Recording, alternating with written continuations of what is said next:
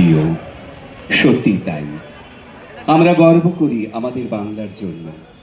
এই বাংলার আকাশ, পাহাড়, নদী আমাদের সবই বড় প্রিয়।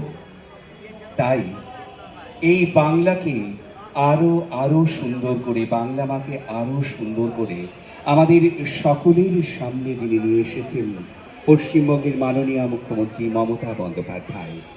বাংলা মোদের গর্ব 2024-25।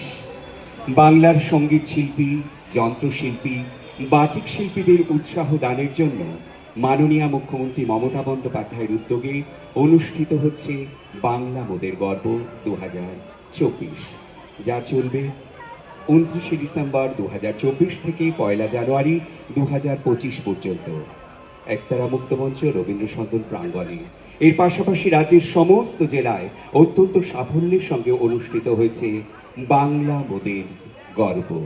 হ্যাঁ, বছরের শেষ দিন আজ আমরা হই হই করে গান শুনব, সেই সঙ্গে মনে এক অদ্ভুত ভালো লাগা ভরে নিয়ে যাব, মন ক্যামেরায় তুলে নিয়ে যাব সুন্দর সুন্দর স্মৃতি, জানিয়ে পথ চলব আগামী বছর থেকে আবার আবার একটা বছর।